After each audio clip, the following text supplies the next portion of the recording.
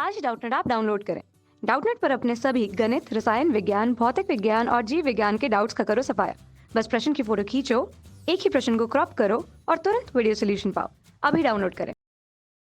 Hello दोस्तों, इस प्रश्न में दिया है n प्रतिरोधों को जिनमें प्रत्येक का प्रतिरोध R ओम है समांतर क्रम में जोड़ा जाता है तो परिणामी प्रतिरोध का मान कितना होगा।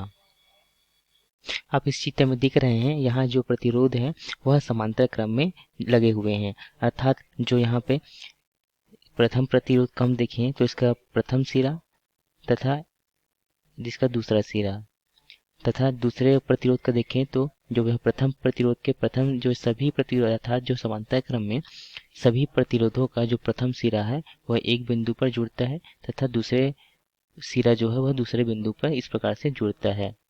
इस प्रकार से जो सभी प्रतिरोध हैं उसका प्रथम सिरा एक बिंदु पर तथा दूसरा सिरा दूसरे बिंदु पर जुड़ा है। इस प्रकार से आप देख रहे हैं हम, जैसे प्रथम प्रतिरोध को देखें तो इसका सिरा देखिए आप यहाँ पे एक बिंदु पे तथा इसका दूसरा सिरा यहाँ पे है, तथा जहाँ दूसरे प्रतिरोध को देखेंगे तो इसका भी जो प्रथम सिरा है वह इस बिंदु पे जाके छू रही है तथा जो दूसरा सिरा है इस पर आके छू रही है। इस प्रकार से यदि हम जो यहाँ प्रश्न में दिया गया था यहाँ पे n प्रतिरोध है तो यहाँ पे हमने पहला लिया दूसरा लिया, इसी प्रकार से हम आगे जाते जाएंगे तो हमें Rn वा प्रतिरोध प्राप्त होगा।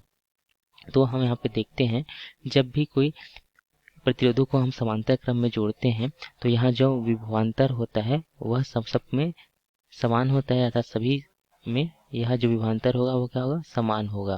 तथा यहाँ पे जो धारा जो होगी, धारा का जो मान होगा वह अलग अलग होगा। तो हम देखते हैं यहाँ पे दो धारा बहेगी, प्रथम प्रतिरोध में कौन सी धारा बहेगी, I1, दूसरे प्रतिरोध में I2 तथा तीसरे में I3। हम ऐसे ले सकते हैं क्योंकि यहाँ पे जितने धारा यहाँ से निकलती है उतना ही धारा जो है बैटरी में प्रवेश करती है। तो यहाँ पे जो धारा जो जाएगी वह तीन भागों में विभक्त हो जाएगी। जो है I धारा है वह I1, I2, I3 में विभक्त हो जाएगी तथा जब पुनः यहाँ से निकलेगी जो I1, I2, I3 धारा, तो पुनः जब यहाँ ये बैटरी में या प्रवेश करेगी तो वह पुनः I धारा यहाँ पे प्रवेश करती है। तो हम देखते हैं यहाँ पे, तो इस प्रकार से यह इसमें जो धारा जो है जो मुख्य धारा है वह तीन भागों में विभक्त हो रही है, I1, I2 धन I3। तो इस प्रकार से हम यदि यहाँ पे I बराबर लिखना चाहें तो I बराबर क्या लिख सकते हैं, I1 बराबर लिखना चाहें तो क्या होगा यहाँ पे, जैसे आप चित्र में देख सकते हैं I1 बराबर क्या लिख सकते हैं, V बटे R1। तथा इसी प्रकार से I2 बराबर क्या लिख सकते हैं हम, V बटे R2। तथा इसी प्रकार से I3 या IN है, यहाँ पे IN धारा बह रही है तो IN बराबर क्या लिख सकते हैं हम, V बटे RN।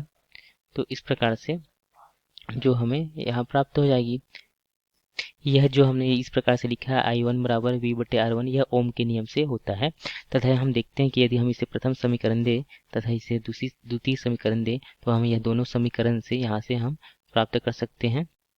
तो यहाँ से हम इसका मान जो है यहाँ पर रख देते हैं तो I बराबर क्या हो जाएगा, V बटे R1 धन V बटे R2 धन V बटे R3।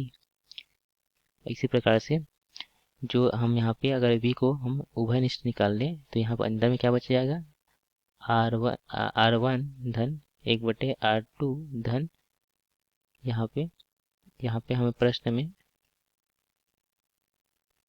हमें एनवा प्रतिरोध दिया गया था तो यहाँ से हम इसी प्रकार आगे जाते जाएंगे तो हमें यहाँ V बटे RN यहाँ प्राप्त होगा।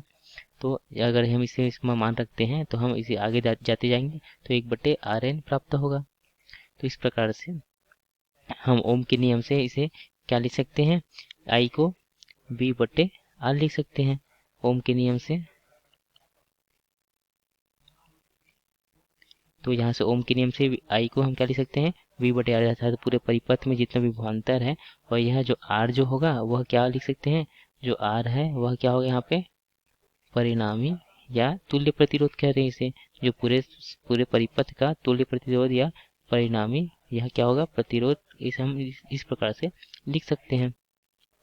तो यहाँ पास जो V बटे R है इसे हम अगर नीचे लिख रहे हैं क्या हो जाएगा, V बटे R, तथा यहाँ पास V और यहाँ पे हमें जो हम प्रश्न में क्या दिया गया था, यहाँ जो सभी प्रतिरोध है, यहाँ n प्रतिरोध का, जिनमें प्रत्येक का प्रतिरोध क्या दिया था, R ओम दिया है।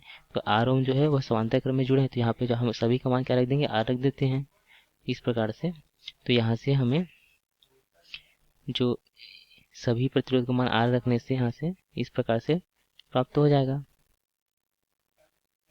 तो यहाँ से V/R है इधर, और इस ओर है 1/, तो यहाँ पे कितने बार है, ये n बार है।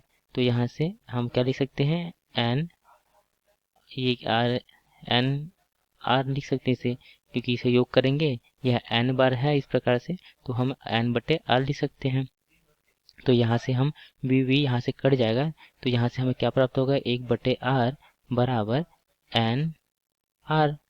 तो इस प्रकार से हमें अगर तुल्य प्रतिरोध देखें या परिणामी प्रतिरोध, तो उसका मान क्या प्राप्त हो जाएगा, यहाँ से हमें R/N, इस प्रकार से यह R/N ओम लिख सकते हैं। जो परिणामी प्रतिरोध है वो क्या लिख सकते हैं, R/N ओम।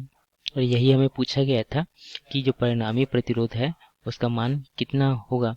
तो जब हम इस प्रकार से जो R यहाँ पे जो प्रतिरोधों हैं, जो प्रतिरोध किस क्रम में, यहाँ पे समांतर क्रम में जब लगे होंगे, तो इसका जो तुल्य प्रतिरोध या परिणामी जो प्रतिरोध होगा वह R/N ओम होगा, जो हमने यहाँ पे देखा।